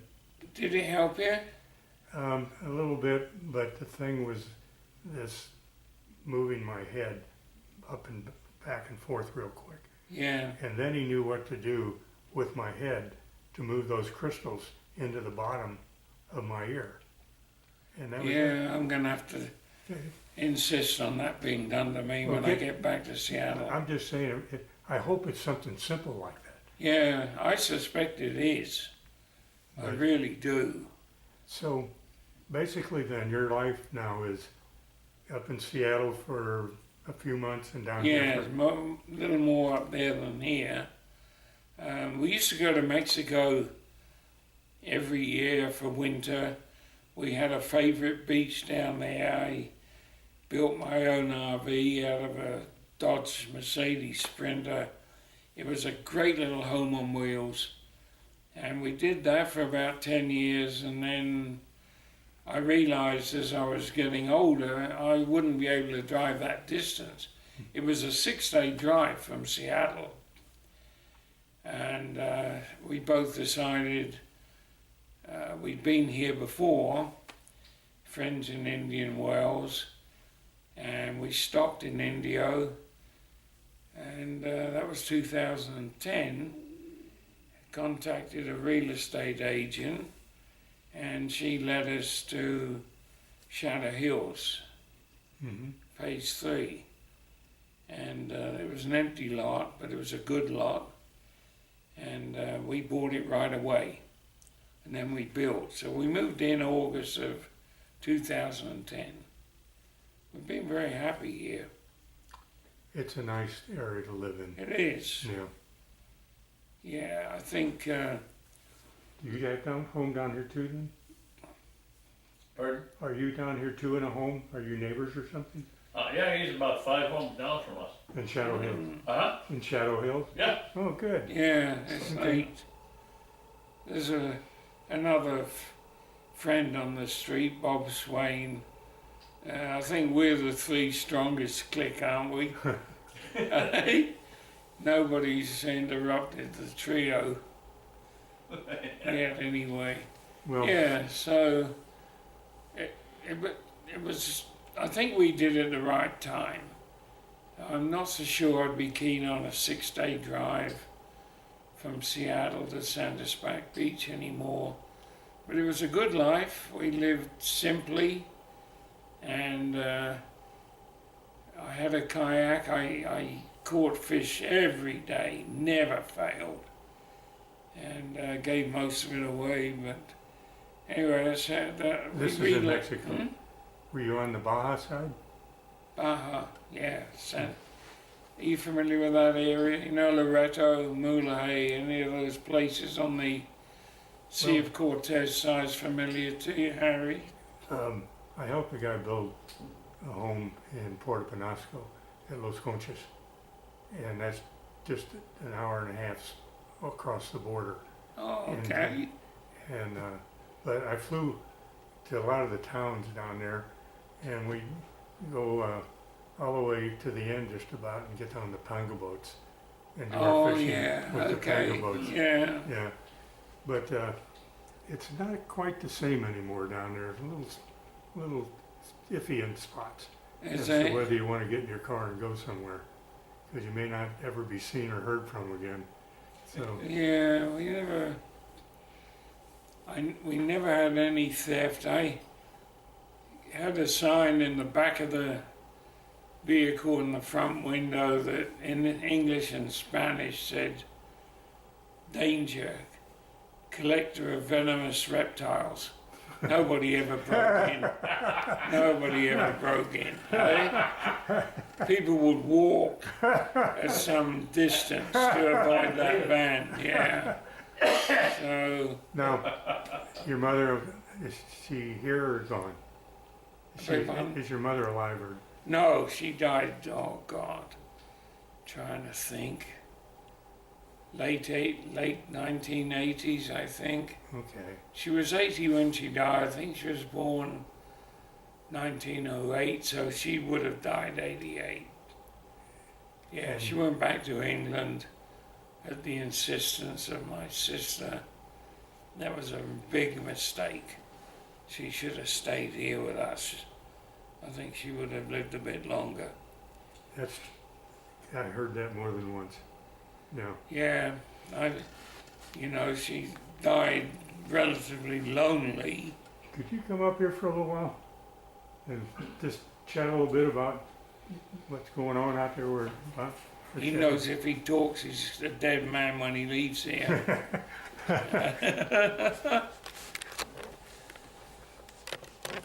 God, George, you got your interview. You got your interview. George, the way you two laugh and smile, there's some things going on here that you're not talking about. Yeah. Well, Angus is a very dear friend. Okay. And when we got back together at the Thanksgiving dinner, since then, we get together on a regular basis. He invites us, my wife and I, over to his place, to their place, and we go out for dinner. We get along just very, very well, and are able to share stories. I've learned a lot more about Angus today. Some of the things, some of the questions that the two of you have asked. So I know more about him, but it's been an excellent relationship. Now, at that dinner party where you realized you two knew each other, what happened? How did the friendship then start developing again right there? Or did it take think so. Yeah, I think that, we made a point of getting together very soon after that. One thing I've noticed with friendships like this, there are some kind of funny things that have happened. And you pull up any of those that made you laugh a little more than some of the other stuff? I can't think of anything. I thought maybe you were thinking, no, we can't talk about that. No, we're No, not I hiding We anything. could talk about just about anything that we want to talk about. Yeah. one of the George and I things, have a very keen interest on World War II, and that's a strong common thread, isn't it? Mhm. Any particular part of it, or just all of it? Oh, the whole thing. For my part, I suppose your dad was involved elsewhere. Tell him. yeah, he was involved in the invasion of Okinawa. And he wouldn't talk about it until I was in high school. You know what, was he with the Army or the Marines? No, he was with the Army. Yeah, okay. And then he started telling me stories and just, you know, the appreciation as far as what he went through. And Well, listen, the Marines went north there and cleaned it out pretty quick, and then they turned around and joined the Army. And it was murder, yeah, the way exactly. the Japanese had set up their defenses on the south. And so, you know, in fact, I think, did the Army lose a general there in Okinawa? 2-star general? Or 3? What was the highest ranking officer to be killed I think it was an Army general. I'm pretty sure. Yeah, Yeah. I don't remember the name. But World War II is fascinating in so many ways. I mean, I can't get enough of it. And these interviews have been just wonderful because you don't really know what went on until you talk to the guys that were there, you know, and it's just really wonderful. It's Yeah. nice of you to say so. Well, something that just rang a bell. That was about a year ago, and Angus said, you know, there's just something about your last name, Held. And he said, there was an Albert Held that was a German fighter pilot, and he was a pilot that shot down the first British Spitfire. And I said, wow, whoa, one of my relatives. Yeah, Yeah, it was, huh? And I think you said you actually found him and on the internet. Yeah, I read of it. That was when I first mentioned his name to you. I'd recently read of that incident, and subsequent to that, I'm going to lend you a book when I get home, and his name came up in that book, Mm-hmm. Hurricane and Messerschmitt, that you're going to borrow. Alfred Hell's name came up in that. So George Held is your full name? George Arthur Held. Held. Okay, okay. And your wife is alive and with you here, George? Yes. I met her when she was 13, and I was 15 in Wilson High School in Portland, Oregon. And we dated for a couple of years, then she went her way and I went mine. We got back together 23 years ago. And we have 5 adult children, 11 grandkids, and 3 great-grandkids. Wow. You have to worry about where your money's gonna go when you die. Exactly. Yeah, we just had an attorney come in, and that's exactly where it's going. You know about that. whereabouts do you live down here? Right next to the Eisenhower Hospital, Rancho Mirage Country Club. Oh dear. The one that okay. has the golf course that's going to pot. Oh, yeah, it's on a, wow. Yeah. Yeah. What branch were you in? Marine Corps. Marine Corps? Yeah, I enlisted in '52 Uh-huh. in the Marines, and found out that if I had 2 years of college, I could apply for flight training. And so I went to Navy flight training and spent the rest of my career flying for the Marines, and then flew after I retired for a company in Phoenix. So pretty much airplanes Uh-huh. for about 50 years. Yeah, gosh. Yeah. And my brother-in-law, like I said, was in the Marines, at 2nd Marines in Tarawa, Saipan, Tinian, Yeah, wow. and Okinawa got disabled. Uh-huh. My 2 uncles were pilots in World War One, and one Army. That's Oh, incredible. wow. That's incredible. Yeah, What were they flying? Jennies, Really? both of them, and then Art flew N9s which was a Jenny with a pontoon, and outrigger pontoon, same airplane, only bigger wing. And the other Art flew Jennies, or his brother John. And in fact, John got killed flying for a company out of Chicago Really? named Waco, and got caught in the fog, and they didn't have instruments in those days. Oh, Wow. gosh. So he started letting down in the circle. Yeah. Hit the only tree in the pasture. Oh, be damned. Wow. Killed one of his passengers and himself and two guys. Oh, gosh. But, you know, that's a long, long time ago. And, Yeah. but these interviews with, the last time we had two half-sons here. And, I mean, they were the ones that had the restaurant burned down. Oh, Oh, wow. And yeah. one of them just built a big new home out in the east side of the valley, and the other one worked for Goodyear and now is a consultant, and you know, it's bantering back and forth. Because the father was 92, Oh my God. you know, and he'd been a mortarman in the Battle of the Bulge, and you know, and they were pulling each other's leg the whole time. Yeah. I went to a small college out of Portland, Lewis and Clark College, and my catcher for 4 years after he graduated, joined the Air Force. When you say catcher He was my catcher. I was the pitcher. He was my catcher in college, in college. okay,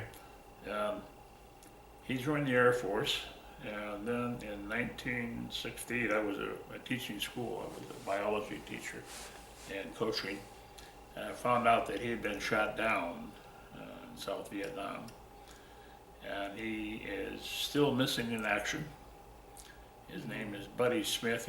I'm sure you have him on a record for MIA, but he was just a fantastic guy. we have a POW MIA memorial down in the hangar. Mm-hmm. It's primarily made up of the bracelets that people wore for the MIAs, the POWs. If you have any access to one of those bracelets, or any of those bracelets, we would appreciate it, because it's a pretty well-known memorial now. And Yeah, I've seen it. well, he's probably down there as part of that memorial in a picture somewhere, because I think they've got the pictures of a lot of them, but we don't have the bracelets yet. And if you know anyone at all anywhere that has, I contacted his wife. would you do that? Yeah. Okay. And then if she has one or can get one, they make a nice program here when the bracelet's delivered and the story, and they meet them here at the museum, and it's a big thing when we get a bracelet. So Super. if you, and it does, any other bracelets you run into with anyone, we appreciate that. And so it's really taken over. And we have had one of my good friends just died, 102, Good Lord. Fritz Payne, with the oldest living ace, Navy Cross. Wow. Here, we had all kinds of good things here for him at the museum. And so we really do a lot with Oh, I know you do. MIAs and Yeah. POWs. And anyone you run across, boy, be sure and let us know. And if you can talk to his wife, it'd be appreciated. And they made millions of those bracelets. You know, it's not like there's only 50 or 60 of them. There are millions of them. Yeah. Well, when his plane went down, they found the co-pilot. He was dead. They never found him. You know, did it have an ejection seat in it, or was it where they both went in the airplane? Yeah, they both went in. Apparently, I don't know the whole story, but I know that they in the report that they found the co-pilot in In the plane. in the plane. Well, what do you think, guys? Any more good stories you got back over here? We can gin up before you shake hands. Oh, I can't. I'd love to invite you for a beer when I come back at the end of the year. I've been known to drink them. It would be nice to have you visit us. So, do you have a card there? Somewhere. He does. And my driver's license is a piece I'm of sure paper. you've got some good stories. Is a piece of paper now because I had to take my test yesterday. Oh, did you? And Uh, it's so different now than when it How come you had to take a test? with 5 years, you know, in California every 5 years you Really? got to retake your driver's test. is that both written everything's and... Whoops, let me put my glasses on. Is that both written and physical? I mean, do you drive? Do you have to drive a vehicle? In what sense? I'm not tracking that. Well, you take a driving test. Yeah, no. It's once you've done the original test, you just take a written test and an eye test, and that's it. So yesterday was my day in the barrel.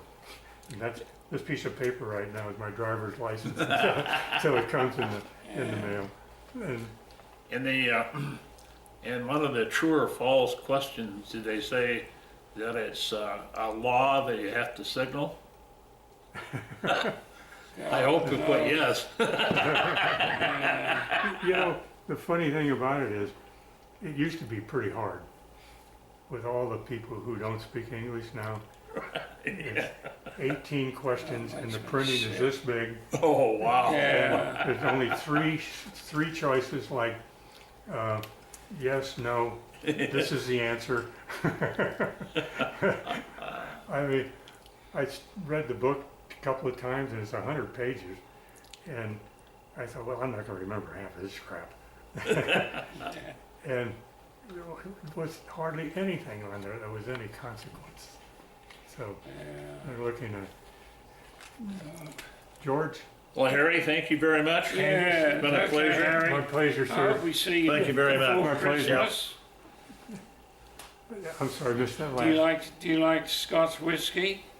I got a little thing of Scotch whiskey. My nephew went to Edinburgh Yeah. for divinity. He Uh-huh. came out of the doctors at divinity. He just came home a year ago. He's up in Seattle, and it's in a church there. And they brought home a wet. I mean, just smelling it makes your eyes water. Yeah. Well, I mention it. I'm hopeful if I can get my nephew to get me a bottle. It's the rarest Scotch whiskey, period. Oh, There are okay. 3 people work at the distillery. They don't do any bottling, obviously. Anyway, I'll give you a call if you're wanting to come. Be lovely.